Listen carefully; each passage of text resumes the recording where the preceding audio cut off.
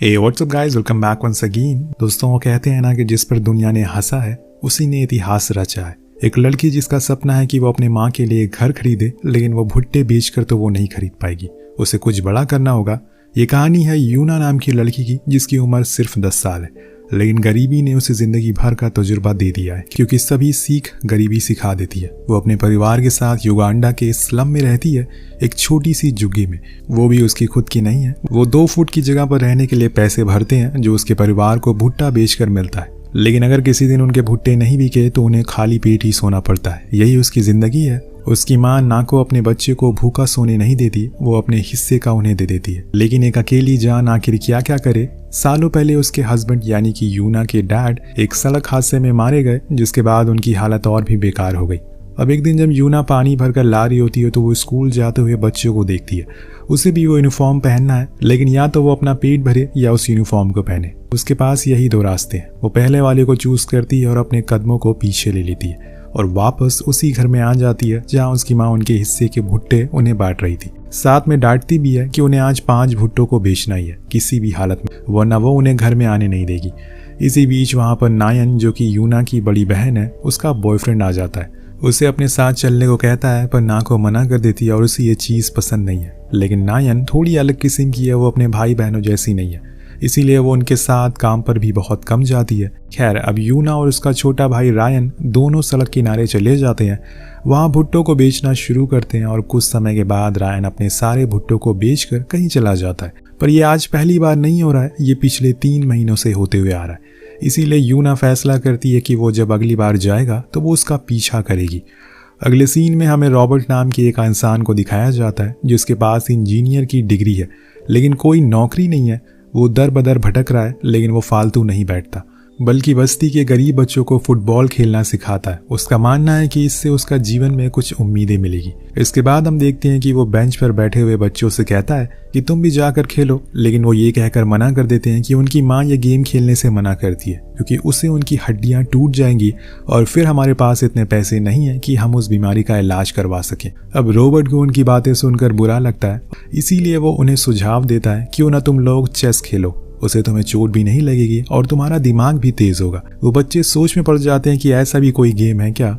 तो रॉबर्ट उन्हें खुद के टाइम की कहानी बताता है कि वो एक अनाथ है और उसके पास खुद की कॉलेज फीस भरने के पैसे भी नहीं थे।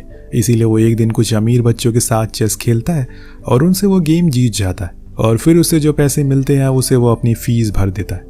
अब बच्चे उसकी बातों में दिलचस्पी दिखा रहे थे और खेल को खेलने के लिए मान भी जाते हैं। कुछ दिन ऐसे ही बीत जाते हैं, लेकिन अभी भी रायन बार बार अपने काम पूरा करके कहीं चला जाता है। इस बार यूना फैसला करती है कि वो उसका पीछा करेगी, और ऐसे ही पीछा करते करते वो उस जगह पर पहुंच जाती है जहां पर रॉबर्ट बस्ती के बच्चों को चेस खेलना सिखा रहा था। वो वहां सभी बच्चों को बहुत खुश देखती है। उन्हें वहां खाना भी दिया जाता है। रॉबर्ट उसे बाहर खड़ा हुआ देख लेता है और अंदर आने को कहता है, लेकिन वहां पर कुछ बच्चे उसका मजाक बनाते हैं, क्योंकि उसके अंदर से पसीने की बदबू आ रही थी। यूना को बहुत बुरा लगता है, पर रॉबर्ट के लिए सभी बच्चे बराबर हैं, इसीलिए वो उसे भी खाना देता है और उस खाने को यूना बहुत ही मन से खाती है। उसे इतना अच्छा खाना बहुत ही समय बाद मिला था। इसके बाद रॉबर्ट उसे ग्लोरिया नाम की लड़की के पास बैठा देता है और उससे कहता है कि इसे तुम चेस के बेसिक सिखाओ। जैसे जैसे समय बीत रहा था, यूना को दिलचस्पी बढ़ने लगती है। उसे ज़्यादा वो उसे खाना पसंद आया था, इसलिए अगले दिन यहाँ पर आने से पहले वो खुद को बहुत ही देर तक साफ करती है ताकि आज कोई बदबू ना आए। फिर वो उस जगह पर जाती है जहाँ वो धीरे धीरे करके शतरंज की सारी चालों को सीखना शुरू कर देती है। उसे इस खेल में मज़ा आने लगा था, और जो चीज़ हम खुशी से सीखते हैं उन्हें हम कभी भी नहीं भूलते। उन चीज़ों से हम घबराते नहीं हैं। वहीं घर के पिछले वाले हिस्से में यूना और रॉबर्ट अपनी खुद की एक शतरंज की बोर्ड बनाते, जो कि एक बॉटल कैप से बनी हुई थी। लेकिन सीखने के लिए आपको सिर्फ एक इशारे की ज़रूरत पड़ती है, सेम वैसे ही जैसे एक उड़ान के लिए सिर्फ 2 पंखों की ज़रूरत होती है। अब दोनों को इस खेल में मज़ा आ रहा था, लेकिन यूना के अंदर एक जुनून था। वो कुछ ही ज़्यादा इस गेम में घुसती जा रही थी। उसने कुछ ही दिनों में ऐसी ऐसी चालें सीख ली थी जो कि अभी तक वहाँ पर सीख रहे बच्चों ने देखी भी नहीं होगी। वहीं दूसरी ओर हम रॉबर्ट को देखते हैं, जिसके पास एक जॉब आती है इंजीनियरिंग की, लेकिन वो भी किसी के कहने पर उसे देने से मना कर देता है, जिससे वो बहुत नाराज़ हो जाता है। वहीं उसकी वाइफ एक स्कूल टीचर है और कुछ दिन पहले उन्हें एक बेटी भी हुई है, जिसे वो काफ़ी खुश है। लेकिन उन दोनों को अपना घर चलाने में बहुत ही दिक्कत हो रही है, लेकिन शायद इनकी किस्मत में कुछ और लिखा है। अब एक दिन जब यूना बच्चों के साथ खेल रही होती है तो रॉबर्ट उसकी चालों को देखकर हैरान था, क्योंकि ये तो उसने उसे कभी सिखाया नहीं था। उसे ये कैसे पता है, और इसीलिए सबके जाने के बाद वो उसे इस बारे में पूछता है तो यूना बताती है कि उसने तो ये खुद सीखी, उसे पढ़ना थोड़ी आता है। जो वो किसी बुक से सीखेगी या सुनकर रॉबर्ट हैरान था, इसीलिए वो उसे अपने गेम पर और फोकस करने को कहता है। ऐसे ही वो एक दिन ग्रैंड मास्टर भी बन सकती है। अब नेक्स्ट सीन में हम उसको एशियन चेस फेडरेशन के चेयरमैन के सामने बैठा हुआ देखते हैं। वो उनसे अपने बच्चों की पार्टिसिपेशन की गुहार लगा रहा था, लेकिन वो साफ साफ ये कहकर मना कर देता है कि इससे उनकी टूर्नामेंट की बेइज्जती होगी क्योंकि वो बच्चे स्लम से हैं। तो रॉबर्ट कहता है कि ठीक है, लेकिन मैं अगर सभी की फीस भर दूं तो आप उन्हें खेलने दोगे। अब इसके बाद क्या होना था, रॉबर्ट एक फुटबॉल मैच खेलता है बिना डरे। उसके पैर में कुछ सालों पहले फ्रैक्चर हुआ है, जिसके बाद डॉक्टर ने उसे फिर कभी फुटबॉल खेलने से मना किया, लेकिन उसने ये सिर्फ उन बच्चों के लिए किया जो वहां पर मौजूद रॉबर्ट को सपोर्ट भी कर रहे थे। अब पहले तो वो सही नहीं खेलता, जैसे जैसे गेम आगे बढ़ता है वो जीतना शुरू कर देता है और आखिर में उन पैसों को भी जीत जाता है, जिसे ले जाकर वो चेयरमैन के डेस्क पर रख देता है। वो हैरान था कि आखिर ये कैसे हो गया, इतनी जल्दी इतने पैसों का बंदोबस्त उसने कैसे कर लिया। अब उन्हें मजबूरन हाँ करना पड़ता है और उन बच्चों को अपने साथ लेना पड़ता है। पर जब रॉबर्ट घर पहुंचता है तो जूलिया उससे नाराज थी क्योंकि उसने उसे वादा किया था कि वो कभी भी फुटबॉल नहीं खेलेगा। अब रॉबर्ट उसे बहुत देर तक मनाता है और फिर अंत में वो मान जाती है। इनके पास अभी 3 दिन बचे हुए हैं और इसीलिए इन दिनों में रॉबर्ट अपने ग्रुप के अभी तक के चैंपियन के साथ यूना का मैच लगवाता है और सभी बैठकर देखते हैं। रॉबर्ट ये देखकर हैरान था कि यूना को सामने वाले की चाल चलने से पहले ही पता चल जाती थी कि वो क्या करने वाला है और इसीलिए वो उसके खेलने के कुछ ही पल बाद अपनी चाल चल देती थी, जिसकी वजह से वो उस गेम को बहुत ही आसानी से जीत जाती है और बन जाती है एक नई चैंपियन। सभी उसे कॉन्ग्रेचुलेट करते हैं। उधर नाको के पास एक इंसान जाकर उसे बताता है कि एक आदमी जो तुम्हारे बच्चों को जुआ खेलना सिखा रहा है। फिर क्या था, वो उसे ढूंढते ढूंढते उसी जगह पर पहुंच जाती है और अपने दोनों बच्चों के कान पकड़कर वहां से ले जाती है। रॉबर्ट उन्हें रोकने की कोशिश करता है पर उन्हें लग रहा था कि ये गलत चीज है। अब यही गलतफहमी दूर करने के लिए वो उनसे अगले दिन मिलने के लिए जाता है और वहां उन्हें समझाता है कि आपके दोनों बच्चे इस गेम को बहुत ही अच्छा खेलते हैं और इससे इनका दिमाग भी तेज होगा, जिससे कि ये बहुत आगे जा सकते हैं। आपको पैसों की तंगी भी दूर हो सकती है। अब बड़ी ही देर बाद वो फाइनली मान जाती है क्योंकि हर माँ के अरमान होते हैं कि उनके बच्चे अच्छे रास्ते पर चले, एक कामयाब इंसान बने। नाको का भी यही सपना होता है। अब सभी बच्चे बहुत ही ज्यादा एक्साइटेड होते हैं। वो पहले उन छोटी झुग्गियों से निकल कर बाहर आए हैं। उनके लिए सफर एकदम नया है, अनोखा है। जब वो उस कॉलेज में अपना पहला कदम रखते हैं तो दंग रह जाते हैं। वहाँ की दुनिया उन्हें अपनी दुनिया से बहुत ही परे लगती है। सभी बहुत डरे हुए थे क्योंकि अगर वो हार गए ये मैच तो ये लोग उनका बहुत मजाक बनाएंगे। इसी डर में वो उस दिन को गुजार देते हैं और सोने के लिए अपने रूम में जाते हैं, जहाँ पर उन्हें मोटे मोटे गद्दे दिए जाते हैं। लेकिन इन गरीब बच्चों को कहाँ इन मखमल के बिस्तरों की आदत थी। वो हमेशा जमीन पर सोते हुए आ रहे हैं और सभी बहुत कोशिश करते हैं पर उन्हें नींद नहीं आती। इसीलिए आखिर में वो सभी एक साथ जमीन पर ही सो जाते हैं और जब ये चीज रॉबर्ट देखता है तो उसकी आंखों से आंसू आ जाते हैं। वो इन गरीब बच्चों का दुख जानता है क्योंकि उसने इनकी गरीबी बहुत ही पास से देखी है। अब अगले दिन सभी लड़के सोकर उठते हैं और सभी बहुत डरे हुए थे। वो कांप रहे थे, उन्हें बाहर जाने से भी डर लग रहा था। तो रॉबर्ट उनके पास आता और उन्हें एक कहानी सुनाता है जिससे कि उनका मन थोड़ा हल्का हो और कहता है कि तुम्हारे लिए आज का दिन बहुत ही बड़ा है क्योंकि वो लड़के यहाँ पर सिर्फ मस्ती करने के लिए आए पर तुम खुद को साबित करने के लिए आए हो।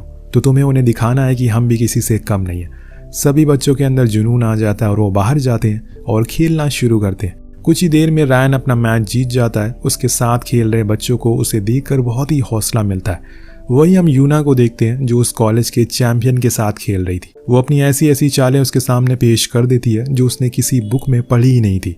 वो समझ ही नहीं पाती और टाइम ओवर हो जाता है और उस गेम को यूना जीत जाती है। जी हाँ दोस्तों, और साथ साथ में उसने वो टूर्नामेंट भी जीत लिया था और उसे गोल्ड मेडल से नवाजा जाता है। आज उनके लिए बहुत ही खुशी का दिन है और सबसे ज्यादा खुश तो रॉबर्ट था। घर जाते टाइम यूना कहती है कि उसे यकीन ही नहीं हो रहा है कि उसने गोल्ड मेडल जीता है। कल तक वो भुट्टा बेच रही थी और आज यहाँ पर ये कैसे हो गया। वो उसे समझाता और यकीन दिलाता और कहता है कि चलो अब मैं तुम्हें पढ़ना सिखाता हूँ। वो उसे जूलिया के पास लेकर जाता है जो उसे पढ़ना लिखना शुरू करवाती है क्योंकि जिंदगी के हर मोड़ पर आपको पढ़ाई की जरूरत पड़ने ही वाली है।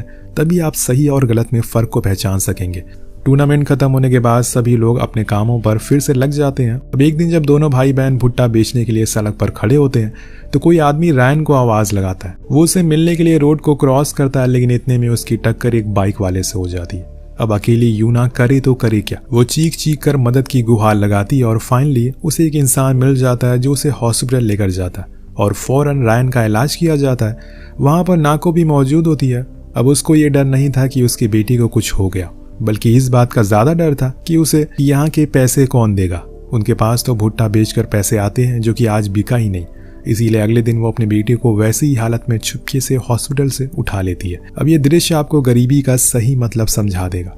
चलो, एक मुसीबत से तो छुटकारा मिल गया, पर घर जाने पर उन्हें वहां पर ताला लगा हुआ मिलता है, जो कि उनके मकान मालकिन ने लगाया था, क्योंकि अभी तक उन्होंने किराया नहीं भरा था। नाको उसके आगे हाथ पैर जोड़ती है, लेकिन ये दुनिया बहुत ही जालिम है। वो नहीं मानता। इतनी मिन्नतें करने के बाद भी कुछ नहीं होता और इन्हें वो पूरी रात दर बदर भटकनी पड़ती है। नाको अपने गोद में अपने बच्चे को लिए हुए और एक बेटी को लिए हुए ऐसी घर की तलाश में भटकती रहती है, और आखिर में जब उन्हें कोई जगह नहीं देता तो वो सड़क किनारे ही सो जाते हैं।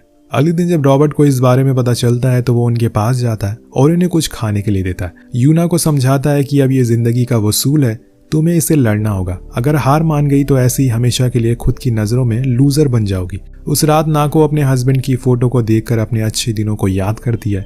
ऐसा क्यों होता है? अच्छे दिन इतनी जल्दी क्यों बीत जाते हैं? जैसे मानो किसी ने मोमबत्ती जलाकर रख दी हो और कुछ ही समय बाद वो बुझ जाती है। अब कहानी और आगे बढ़ती है और कुछ समय के बाद इन्हें एक किराए का घर मिल जाता है। वो वहां जाकर रहने लगते हैं। वहीं यूना भी अपने गेम में मन लगाने लगी थी। वो धीरे धीरे करके सभी टूर्नामेंट को जीतने लगी थी। जब एक दिन रॉबर्ट उसे कुछ गेम्स के ट्रिक सिखा रहा होता है तो यूना उसे ही सिखाना शुरू कर देती है और खुद के गुरु को हरा देती है। अब रॉबर्ट ये देखकर हैरान था और उसने ये गेम जैसे खेला, उसे देखकर उसके मन में एक चीज आने लगती है। वो ये थी कि उसने यूना को इंटरनेशनल लेवल पर खिलाना है, कैसे भी करके। इसीलिए वो उन ऑफिसेस के चक्कर काटना शुरू कर देता है जो कुछ ही दिनों में सूडान में होने वाले चेस चैंपियनशिप को ऑर्गेनाइज करने वाले हैं। एक दिन ऐसे ही जब वो ऑफिस में बैठा होता है तो उसके पास एक कॉल आता है कि वो उसके तीनों बच्चों को सूडान चेस चैंपियनशिप में सेलेक्ट कर लिया गया है, जिसमें यूना भी मौजूद है। वो बहुत ही खुश होता है और इस न्यूज़ को नाको से शेयर करता है। उसे वादा करता है कि जब वो लोग वहां से वापस आएंगे तो यूना और रयान को उसकी वाइफ के स्कूल में एडमिशन दिलवाएंगे। नाको मान जाती है और जाते हुए यानो को मोटिवेट करती है। अब ये तीनों बच्चे अपनी जिंदगी में पहली बार प्लेन में बैठते हैं, जो इन्हें बहुत ही पसंद आता है, पर थोड़ा डर भी लगता है। अब वहां पहुंचकर इन्हें 3 राउंड खेलना है, जिसमें इनका मुकाबला कुछ नामी चेस प्लेयर से होगा। पहला राउंड ये लोग हार जाते हैं, लेकिन आने वाले दोनों राउंड ये बहुत ही आसानी से जीत जाते हैं, जिससे कि इन्हें ट्रॉफी दे दी जाती है और कुछ पैसे भी। अब ये न्यूज़ पूरे युगांडा में फैल जाती है और पूरे युगांडा में ये लोग फेमस हो जाते हैं। इन्हें वहां पर 5 स्टार होटल में रुकने का मौका मिलता है, पर जब यूना वापस घर आती है तो उसे अपनी ये झोपड़ी सूडान वाले होटल के सामने कम लगने लगती है। वो घर का कोई काम भी नहीं करती थी। अगर साफ शब्दों में कहा जाए तो उसके अंदर घमंड आ गया था, जो उसकी माँ को बिल्कुल पसंद नहीं आता। इसीलिए वो रॉबर्ट को बुलाती है। उसका अहंकार उसे इस कदर चढ़ गया था कि वो अब रशिया में चेस ओलंपियाड खेलने के लिए बोल रही थी। रॉबर्ट उसे मना करता है और साथ में कुछ बड़े लोग भी, लेकिन उसे पैसे कमाने हैं और जब इंसान अपने पैशन में पैसे ढूंढने लगता है तो वो कामयाब नहीं हो पाता। वो जैसे तैसे सबको राजी कर लेती और फिर युगांडा की तरफ से रशिया जाती है, जहां पर रॉबर्ट उसे समझाता है कि तुम्हें पैसे के बारे में नहीं सोचना है, तुम्हें बस अपना पूरा गेम नेचुरल खेलना है और सामने वाले को हराना है। अब जब गेम शुरू होता है तो वो देखता है कि यूना बहुत ही जल्दी में, वो बिना सोचे समझे अपनी चालों को चल रही है और उसकी इसी गलती की वजह से वो उस गेम को हार जाती है। यहाँ उसे पहली बार हार का दर्द सहना पड़ता है, जो कि उसे बर्दाश्त नहीं होता और वो बाहर जाकर फूट फूट कर रोने लगती है। अपने गुरु से कहती है कि शायद मैं इस काबिल ही नहीं हूँ कि मैं इस गेम को खेल सकूं, मेरी किस्मत में भुट्टे ही बेचना लिखा हुआ है। लेकिन रॉबर्ट उसे समझाता है कि खेल में हार जीत लगी रहती है, तुम्हें खुद पर भरोसा रखना होगा और जो गलतियां की हैं उनसे सीखना होगा। अब वो वापस आ जाते हैं और यूना फिर से अपने कामों में लग जाती है, लेकिन अब उसके बस्ती वाले उसे जहां भी देखते थे उसे मोटिवेट करते थे और एक अच्छी अच्छी बातें बोलते थे, जिससे यूना को खुशी मिलती थी। अब एक दिन पूरे युगांडा में तूफान आ जाता है, तेज बारिश होने लगती है, हर जगह पर पानी भर चुका था। नाको रिचर्ड को अपनी बड़ी बेटी के सहारे छोड़कर गई थी, लेकिन वो अगर इतनी जिम्मेदार होती तो अभी तक कुछ बड़ा कर लेती। वो रिचर्ड को छोड़कर चली जाती है अपने बॉयफ्रेंड के साथ और देखते ही देखते उनके घर में पानी भर जाता है। रिचर्ड एक रस्सी को पकड़कर खड़ा होता है, वरना वो तो कब का बह चुका होता। अब बारिश रुकने पर जब उसकी माँ घर आती है तो वो उसे फौरन अपने सीने से लगा लेती है। इनका पूरा घर, हर चीज बर्बाद हो जाती है, जिसके बाद वो लोग रॉबर्ट के घर आ जाते हैं। जब तक उनका घर ठीक नहीं हो जाता वो वहीं रहेंगे। अगले दिन रॉबर्ट को चुपचाप खड़ा देखकर जूलिया पूछती है कि क्या हुआ, तुम्हें इतना मायूस क्यों? वो बताता है कि उसे गवर्नमेंट सुपरवाइजर की जॉब मिली थी, लेकिन सॉरी मैंने उसे मना कर दिया। जूलिया पहले तो चुप रहती है, लेकिन जब वो उसकी आंखों में उन गरीब बच्चों के लिए प्यार देखती है तो वो उसके इस फैसले में उसका साथ देती है और कहती है कि तुम एक नेक काम कर रहे हो। अब दिन बीतने लगते नाको फिर से अपने पुराने घर में चली गई थी, लेकिन यूना अभी भी रॉबर्ट के पास ही रहती है। उसे सिर्फ अपने गेम से मतलब है। उसका भाई तो सीधा घर आता है, लेकिन यूना को घर आए हुए कई महीने हो गए, जिससे कि उनकी बहुत याद आती है उसे। अब एक दिन जब रॉबर्ट यूना के साथ खेल रहा होता है तो वो कुछ ही दिन में आने वाले एक चेस चैंपियनशिप के बारे में बताता है, जहाँ पर बड़े बड़े ग्रैंड मास्टर आने वाले, और कहता है कि तुम्हें भी वहाँ जाना चाहिए, लेकिन उससे पहले तुम्हें अपनी माँ से मिलना है। तुम्हें पता है ना कि इस दुनिया में अगर कोई सबसे शक्तिशाली है तो वो बिना किसी हथियार या फिर बिना किसी तलवार के वो माँ है। वो अपने बच्चों के लिए कुछ भी कर सकती है। तुम इतने दिनों से उसे मिली नहीं हो, मुझसे पूछो जिनके पास माँ नहीं होती। उन्हें ही तकलीफ पता होती है। अब यूना समझ जाती है, इसलिए अगले दिन वो सीधा उससे मिलने के लिए जाती है, जहाँ पर उसकी माँ बाजार में धूप में बैठकर भुट्टे बेच रही थी। अब यूना को देखकर नाकों की सारी थकान पल भर में गायब हो जाती है। वो उसे सीने से लगा लेती है और खूब रोती है। तभी वो वहाँ पर रॉबर्ट को देखती है और उसे कुछ भुट्टे तोहफे में देने लगती है। उसके सामने झुककर उसका आदर करती है। उसने उसकी बेटी का इतने दिन ख्याल रखा। लेकिन रॉबर्ट कहता है कि ये सब तो आपकी वजह से, आपकी मेहनत की वजह से हम यहाँ पर। अब 2 दिन बाद आखिर वो दिन आ जाता है जब यूना को उस चैंपियनशिप में खेलना था। वो सबसे बेहतर खिलाड़ी के साथ बैठती है और खेल शुरू होता है। लेकिन यहाँ पर यूना सामने वाले से कमजोर लग रही थी। वो बाजी हार रही थी, जो चीज रॉबर्ट देख लेता है। वो उसका हौसला बढ़ाता और कहता है कि तुम्हें सोचना है कि तुम यहीं पर मौजूद हो, अपना ध्यान यहाँ पर लगाओ। फिर क्या था दोस्तों, एक आग लगाने के लिए सिर्फ एक चिंगारी की जरूरत पड़ती है। यूना कुछ ऐसी चालें चलना शुरू कर देती है जो उसके सामने वाले प्लेयर को समझ में ही नहीं आती। यूना को पहले से ही पता चल पा रहा था कि वो क्या चाल चलने वाली है, और ये उसने अपनी कैलकुलेशन से पता लगा लिया था, जिसका नतीजा ये होता है कि वो इस खेल को जीत जाती है। और ये जीत उसके अकेले की जीत नहीं थी, बल्कि वहां बैठे उसके कोच, उसके परिवार, उसकी पूरी बस्ती की थी। वो शान से अपनी बस्ती में अपनी जीत को सभी के साथ सेलिब्रेट करती है। पूरी बस्ती में बहुत खुशी थी। यूना के ऊपर एक किताब भी लिखी जाती है, जिसका पोस्टर एक ब्यूटी पार्लर पर लगा होता है। अब एक दिन रॉबर्ट और यूना घर आते हैं और सभी को लेकर एक दूसरे घर के सामने खड़ा कर देते हैं। नाको यूना की तरफ देखती है और वो उसे कहती है कि माँ, ये हमारा घर है। और ये सुनते ही उसकी माँ की आंखों में आंसू बहने लगते हैं। अपनी छत होने की खुशी वही इंसान समझ सकता है जिसने हर महीने किसी और 4 दीवारी पर रहने के लिए हजारों रुपए दिए हों। दरअसल जो बुक सेलिंग के पैसे आए थे, उन्हीं पैसों से यूना ने अपनी माँ का सपना पूरा कर दिया। उन्हें एक घर तोहफे में दिया। आखिर में हमें असली यूना को भी दिखाया जाता है और बताया जाता है कि वो युगांडा की पहली महिला ग्रैंड मास्टर बनी, जिसके बाद हमें सभी कैरेक्टर के असली चेहरों से मिलवाया जाता है। यूना ने सपना देखा और उसको पूरा भी किया। उसके गुरु को उस पर यकीन था, सभी को उस पर यकीन था, और ऊपर वाले ने भी उसका साथ दिया, क्योंकि मंजिल उन्हीं को मिलती है जिनके सपनों में जान होती है। पंख से कुछ नहीं होता, हौसलों में उड़ान होती है।